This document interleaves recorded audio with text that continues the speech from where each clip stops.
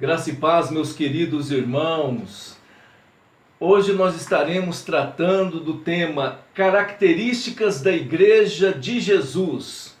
O texto bíblico é Atos, capítulo 2, versículo 41 em diante. Atos 2, 41 em diante. Assim nos diz a palavra do Senhor. De sorte que foram batizados os que receberam a sua palavra, e naquele dia agregaram-se quase 3.000 almas, e perseveravam na doutrina dos apóstolos, e na comunhão, no partir do pão e nas orações.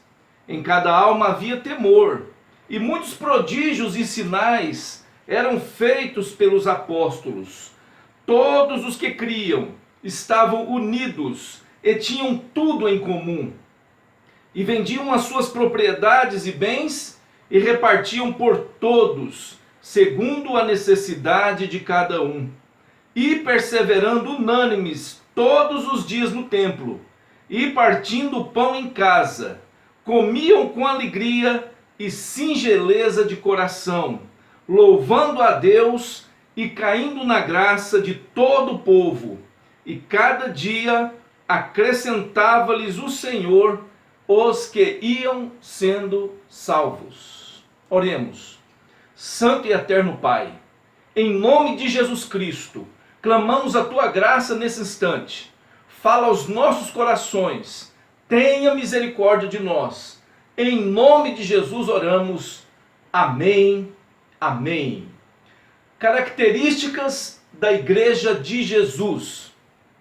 Temos percebido que atualmente grande parte das igrejas perderam ou vem perdendo ao longo do tempo sua identidade, seu verdadeiro valor e propósito neste mundo. Se é que de fato podemos considerar muitos dos grupos religiosos existentes na atualidade como sendo de fato a Igreja de Jesus Cristo. Diante de tantas especulações doutrinárias que nos cercam, tantos modismos teológicos, tantas fábulas, heresias, invenções, ideologias sutis e satânicas, malignas, questionamos o que de fato caracteriza uma igreja de Jesus, uma verdadeira igreja de Cristo. Qual é o principal propósito? Qual é o fundamento principal da igreja neste mundo? Tudo que nós precisamos aprender, prezado irmão e amigo, está na santa palavra do Senhor, a Bíblia, que é nosso manual de regra e fé, manual de conduta. O que de fato é uma igreja? Há diversas ideias a respeito da natureza da igreja, a respeito do governo da igreja, sua finalidade. Há até pessoas que pensam que igreja são as paredes, o edifício onde o povo de Deus se reúne. Mas na verdade nós bem sabemos que a igreja somos nós, as pessoas que se renderam a Cristo e foram biblicamente batizadas, aquelas pessoas que se renderam ao evangelho genuíno de Cristo. A igreja é uma instituição divina que tem sua origem em Jesus Cristo, e ela é composta de pessoas salvas, pessoas arrependidas, pessoas biblicamente batizadas. Lembrando que quem não se submete às exigências do batismo não está apto a assumir responsabilidades na igreja de Jesus. Jesus, ele é o criador da igreja, a igreja pertence a Jesus. Jesus é o sustentador e senhor da igreja, ele é o cabeça da igreja. Em Mateus 16, verso 18 em diante, verso 17 em diante, vemos o diálogo entre Jesus e Pedro. E verificamos que naquela ocasião, Jesus estava num retiro com seus discípulos. E naquele diálogo nós podemos aprender grandes coisas. Primeiro, que Jesus é o fundador da igreja, porque lá ele diz, edificarei a minha igreja. Ele diz, edificarei. É Jesus que edifica a igreja. Segundo, a igreja pertence a Jesus. Ele disse, minha igreja. A igreja não é do pastor, a igreja não é da diretoria, a igreja não é dos diáconos, a igreja não é do tesoureiro. Enfim, a igreja é de Jesus. E nós somos essa igreja de Jesus. Lembrando que uma pessoa só não é a igreja em si, mas ela pertence à igreja de Jesus. É como se ela fosse um tijolinho nessa grande obra. Nós somos um tijolinho na obra que é a igreja. Então nós juntos formamos a igreja de Jesus. A igreja de Jesus, por ser uma organização divina, jamais será destruída. Jesus garantiu a sua vitória dizendo, as portas do Hades não prevalecerão contra ela. Hades aqui é a tradução de termo que significa mundo dos mortos, além, morte. Algumas traduções traduzem como inferno. Mas a ideia aqui é o mundo, a morte, o mundo dos mortos, ou a morte, não prevalecerá contra a minha igreja. Jesus está dizendo que mesmo se nós morrermos, vivos ou no mundo do além, nós somos vencedores. Nós, igreja de Jesus, somos vencedores. E cada um de nós, seus membros, somos vencedores. As portas do Hades não prevalecerão contra a igreja de Cristo. Jesus, quarto ponto, Jesus é a base fundamental da igreja. Jesus não iria assentar, a igreja invencível sobre a fragilidade do ser humano mortal e pecador. Jesus é a coluna principal que sustenta a sua igreja.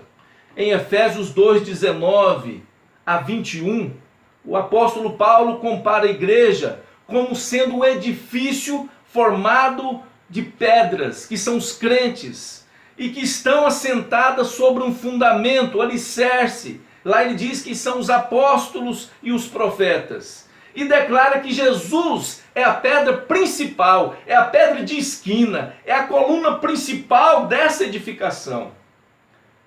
Portanto, meus irmãos, nós vemos que a igreja na Bíblia, há textos na palavra de Deus que fala da natureza da igreja como sendo uma igreja local. Em diversas passagens, nós vamos ver o termo igreja, que é tradução do termo eclesia, que significa, que vem de Kalel, que significa os chamados para fora. Nós somos chamados para fora, e a ideia aqui é de uma assembleia, de uma reunião, de uma congregação. Só que nós não somos qualquer eclesia. Nós somos essa assembleia, essa congregação de Jesus Cristo. A palavra eclesia é usada 115 vezes no Antigo Testamento, e no Novo Testamento, melhor dizendo, e pelo menos 92 vezes para se referir à igreja local.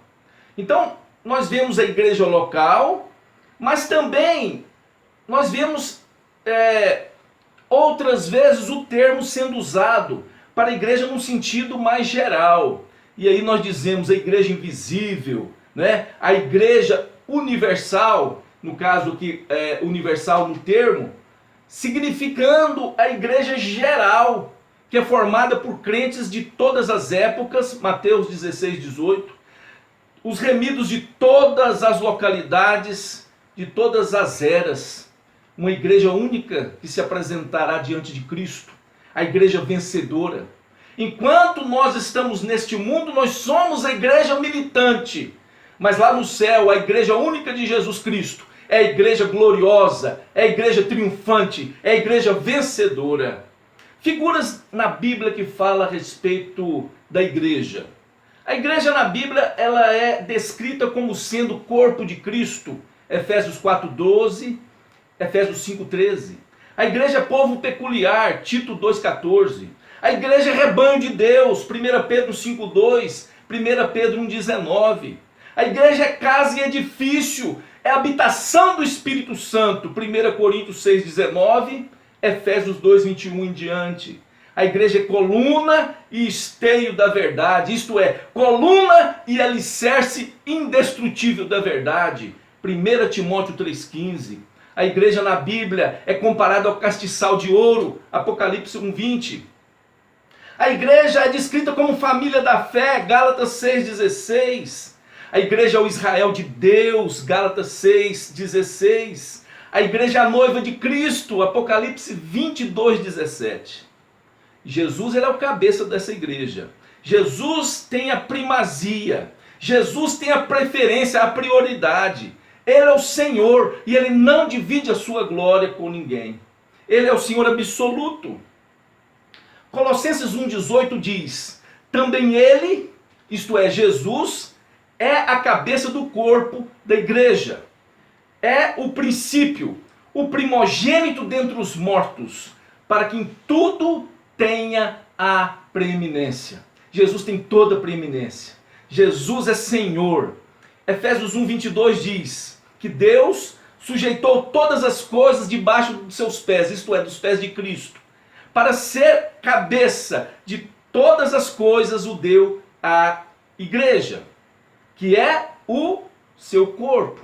Então Jesus é o cabeça e nós somos o corpo de Cristo nesse mundo, né? Simbolizando a igreja de Jesus Cristo. Cristo é o centro da igreja. Por quê? Porque foi ele que morreu na cruz. Sendo ele o santo e eterno Filho de Deus, se fez carne, ressuscitou dos mortos. Ele morreu na cruz e ressuscitou dos mortos. Como não teve pecado, ele é o santo Cordeiro de Deus que pode e tira o pecado do mundo. Você crê? Você crê que Jesus pode perdoar os seus pecados? Você crê que Jesus pode arrancar os seus pecados e te dar perdão? Creia, Jesus pode fazer isso. Jesus, ele é Senhor. Mas também nós observamos que Jesus confiou oficiais à sua igreja neste mundo. E quais são os oficiais, segundo a Bíblia? Os oficiais da igreja. 1 Timóteo 3, de 1 a 10, vai falar de dois tipos de oficiais. Nós percebemos que as igrejas neotestamentárias, isto é, as igrejas locais no Novo Testamento, elas tinham duas categorias de oficiais apenas, que são os pastores e os diáconos. Quero lembrar, prezados irmãos, que não havia na igreja primitiva diretoria estatutária, não tínhamos comissão de finança, não tínhamos esses tipos de coisas que hoje temos. Por que então nós temos uma diretoria estatutária, sendo que não aparece isso na Bíblia? Nós temos diretoria estatutária, nós temos, por exemplo, conselho ou comissão de finanças para atender às disposições da lei vigente em nosso país. Mas na Bíblia existe somente dois tipos de oficiais, pastores e diáconos. Quais são as funções desses dois tipos de oficiais? Os pastores dedicam-se ao cuidado espiritual do rebanho, ao ministério da palavra e da oração, segundo o capítulo 6 de Atos. E os diáconos dedicam-se ao ministério temporal, à beneficência, ao auxílio ministerial também. Quanto ao pastor, há no Novo Testamento 3 palavras que definem muito bem as funções pastorais. O pastor, ele é o presbítero, do grego presbíteros, aquele que tem vivência e maturidade espiritual para aconselhar. O presbítero é o que tem maturidade espiritual e pode aconselhar, e deve, e tem condições de aconselhar. O pastor também é bispo, ele é o episcopos, função de superintendente da obra. Ele é aquele administrador, é aquele que está superintendendo, por exemplo, como uma construção. Então, o pastor ele é bispo, o pastor é presbítero, mas também assume a função de pastor, que é o poimê. Poimê, no grego, significa aquele que alimenta, guarda, protege e guia o rebanho.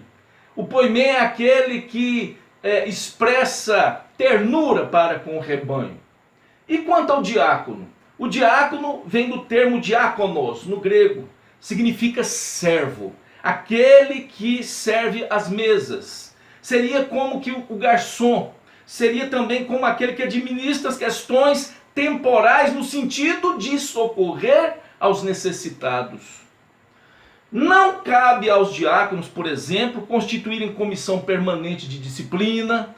Também não cabe aos diáconos assumir funções pastorais, como, por exemplo, administração ou ofício pastoral em si. Mas nós entendemos que o ministério, ele é um ministério auxiliar ao ministério pastoral. E assim deve ser conforme a palavra de Deus. A missão da igreja é a obra missionária. Jesus disse lá em Mateus 28, 18 a 20, que lá diz assim, Jesus aproximando-se falou dizendo, toda autoridade me foi dada no céu e na terra. Ide, portanto, e a ideia no grego é indo, fazei discípulos de todas as nações, indo, batizai-os em nome do Pai, do Filho e do Espírito Santo, indo, ensina-os a guardar todas as coisas que eu vos tenho mandado. A ideia é esta. A ideia é que a igreja é uma igreja missionária. Ela faz discípulos, ela batiza, ela ensina, ela discipula.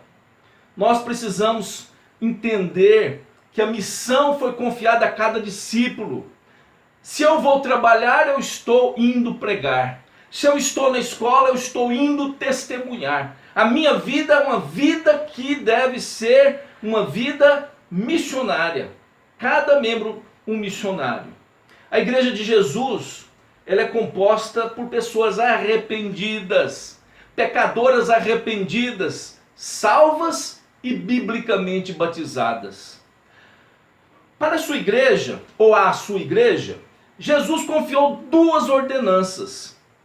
Quais são? Primeiro, o batismo. Segundo, a ceia do Senhor.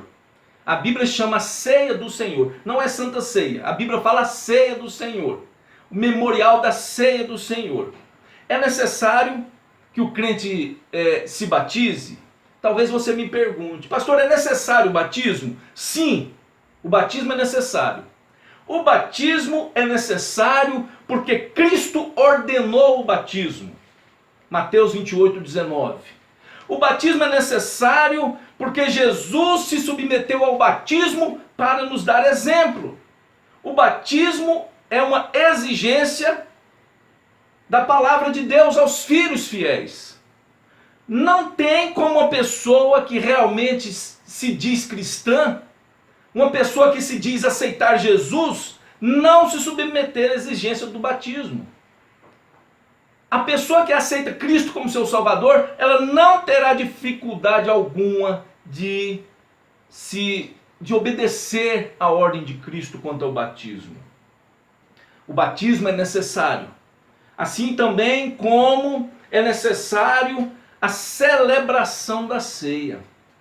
Talvez você pense, mas eu não preciso de igreja. Eu sou um crente aqui em casa. Eu não preciso ser membro de igreja nenhuma. Aliás, o que se fala mais hoje em dia é o termo desigrejado. Então tem gente que por decepcionar-se com membros de igreja, há pessoas que por ter tido um desânimo com alguém, né? Ou mesmo não ter gostado da recepção, ou mesmo ter tido um conflito com alguém, abandona a igreja. E aí ele diz, eu vou ser crente em casa, mas na Bíblia nós não vemos isso. Na Bíblia nós vemos Jesus mandando batizar, na Bíblia nós vamos ver Jesus mandando celebrar o memorial da ceia do Senhor. Na Bíblia nós vamos ver o povo de Deus sempre junto, como o texto que nós lemos, tendo tudo em comum, perseverando na oração, perseverando na doutrina, perseverando na palavra, perseverando nas ordenanças.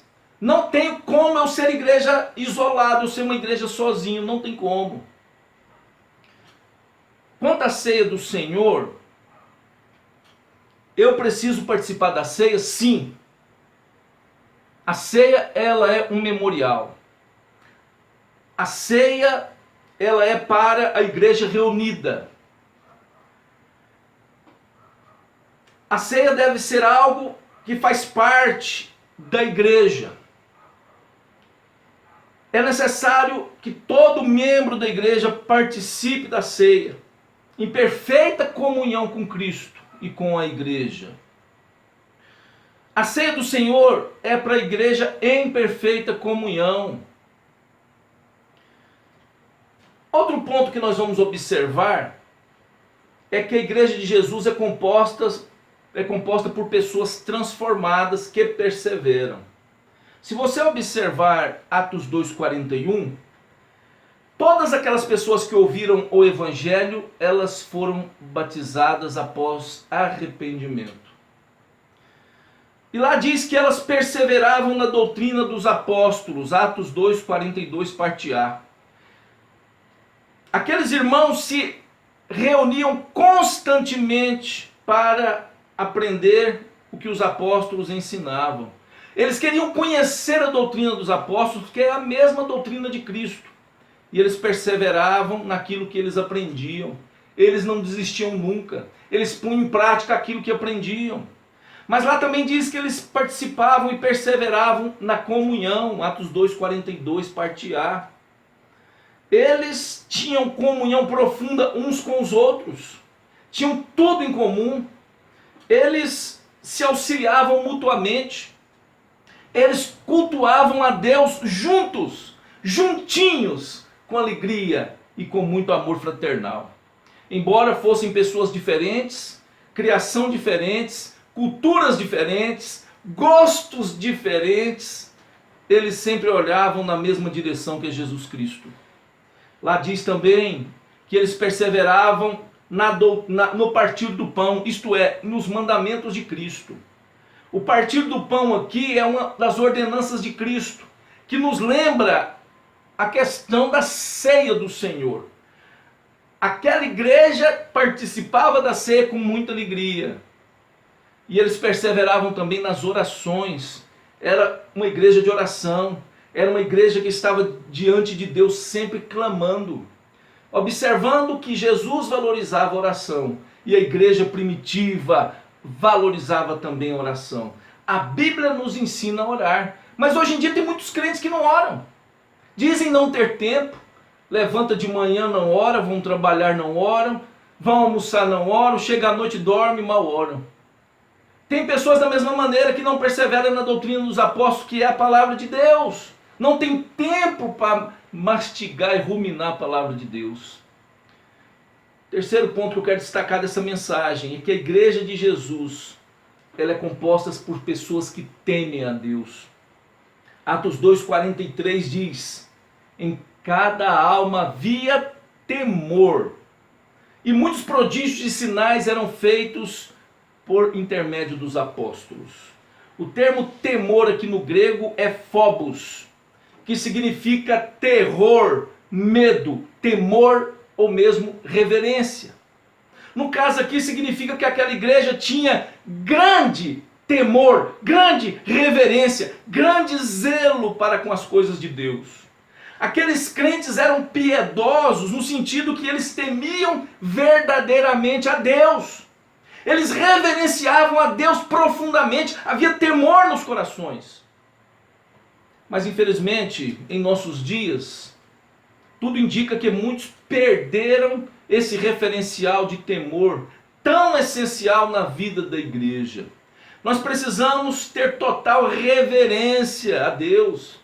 Nós precisamos ter reverência, temor a Deus no momento do culto. Nós estamos diante do eterno. Nós estamos pregando diante do eterno. Nós estamos louvando esse Deus todo-poderoso. Nós temos que ter reverência. Tem gente na igreja que fica o tempo todo mastigando chiclete.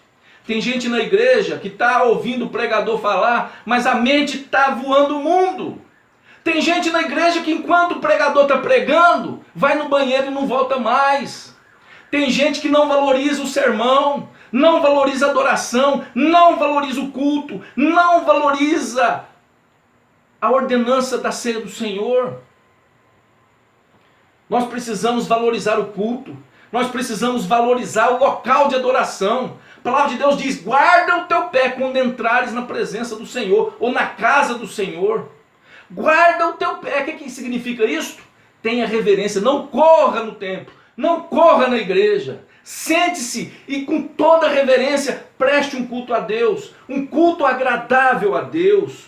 Valorize a sã doutrina de Cristo, ame a palavra de Deus. O resultado do temor daquela igreja era que ela encontrou graça diante de Deus. Havia grandes milagres e prodígios no meio daquele povo, porque era uma igreja aprovada. O nome de Jesus era engrandecido e levado a sério. Aquela igreja não estava brincando de ser igreja. Ela não estava reunindo para entreter bodes, não. Como diz Spurgeon. Ela estava reunida para adorar a Deus de forma fervorosa e comprometida.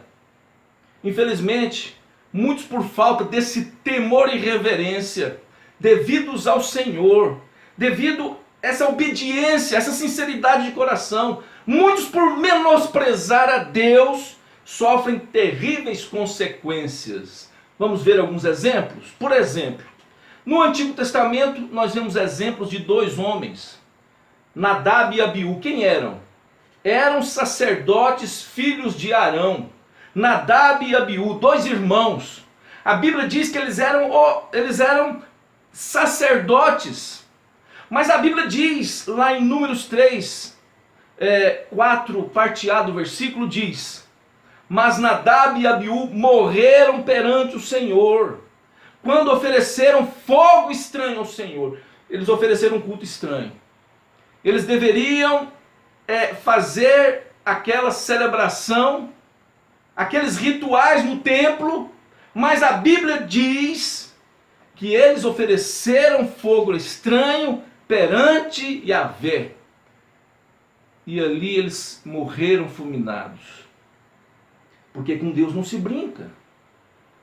Outro exemplo, agora numa igreja do Novo Testamento, a igreja de Corinto. Aquela igreja não levava a sério a celebração da ceia do Senhor. E o resultado não pôde ser diferente.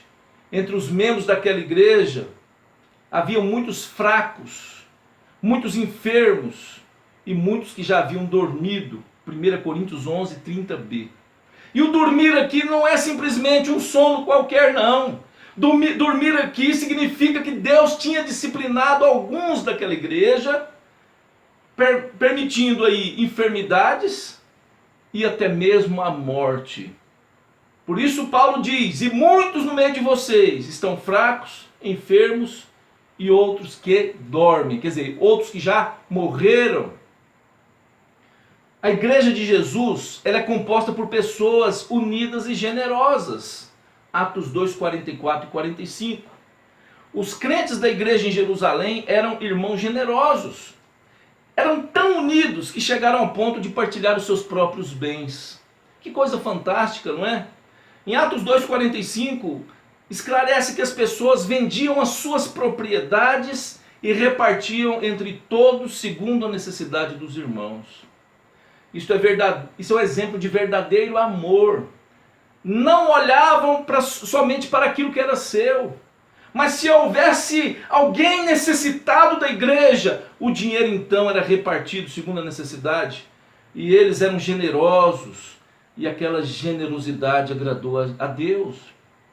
Não havia entre eles necessitado algum. Atos 4, 34 e 35 diz: pois nenhum necessitado havia entre eles, porquanto os que possuíam terras ou casas, vendendo-as, traziam os valores correspondentes e depositavam aos pés dos apóstolos, e então se distribuía a qualquer um à medida que alguém tinha necessidade. Infelizmente hoje há pessoas muito egoístas, amantes do dinheiro, amantes da riqueza, mas incapacitados de ajudar ao próximo. Hoje mesmo vi num jornal um homem fazendo uma coisa horrível. Ele pegava dinheiro, notas de 50 reais, por exemplo, de 100 reais, se não me engano, e jogava ao mar, jogava fora, notas e mais notas. E eu vi aquilo e falei: puxa vida, quantas pessoas aí com fome, Quantas pessoas não têm sequer o dinheiro para comprar um remédio? Quantas mães sequer têm o dinheiro para comprar um leite para o filho? Quantas pessoas estão comendo fubá? Quantas pessoas estão comendo sardinha com farinha? E aquele homem desperdiçando, jogando dinheiro ao vento, jogando dinheiro no mar. Ele estava numa lancha. Tudo bem que ele não é talvez um cristão ou um homem temente a Deus. Tudo bem não, né? Isso aí nem podia ser. Mas o que eu quero dizer é o seguinte: os da igreja precisam ser exemplos. Nós não podemos ser mesquinhos. Nós não podemos ser avarentos. A igreja primitiva nos dá um grande exemplo de generosidade. E aí, essa generosidade daqueles irmãos, essa perseverança, agradou a Deus. E aquela igreja, então, era uma igreja saudável. Quinto ponto que a gente observa aqui é que a igreja de Jesus é composta por pessoas perseverantes na doutrina e na adoração. Aqueles irmãos estavam reunidos num espírito de unidade. Lembrando que aquela igreja não tinha templo próprio. Eles se reuniam no templo dos judeus em Jerusalém. Mas também reuniam nos lares, de casa em casa. Eles cediam suas casas para o culto público da igreja. Tenho visto hoje muitos crentes que sequer cedem as suas casas para o culto ao Senhor. Não é só questão de generosidade financeira, meus irmãos. É questão que nós precisamos também ser generosos com aquilo que temos ao serviço do Senhor. Se você tem um carro, por exemplo, coloque o seu carro à disposição do serviço do Senhor. Se você tem uma casa maravilhosa, coloque a sua casa à disposição do serviço do Senhor. Se você tem algum equipamento que pode ajudar na obra, coloque esse equipamento à disposição da obra do Senhor. A obra é do Senhor e certamente Ele te recompensará. A igreja cristã, ela deve perseverar na adoração, na pregação do Evangelho, nas celebrações das ordenanças de Cristo. Aqueles irmãos estavam cheios de alegria e amor fraternal uns para com os outros. E era algo visível diante de toda a sociedade. E por isso a Bíblia diz, né, que eles estavam caindo na graça de todos. Os de fora viam um povo diferente. Um grupo de pessoas totalmente transformadas por Cristo. A igreja de Jesus é composta por pessoas que foram salvas. E elas foram acrescentadas por quem a igreja? A Bíblia diz lá no verso 47, parte B, e cada dia acrescentava-lhes o Senhor os que iam sendo salvos. Concluindo, meus amados irmãos e amigos, aquela igreja em Jerusalém é um exemplo de perseverança, fé, temor, unidade, generosidade e vida santa diante de Deus. Aqueles irmãos obedeciam às Sagradas Escrituras, viviam o exemplo de Cristo em suas vidas. Eram compostas de pecadores como nós hoje, mas pecadores arrependidos.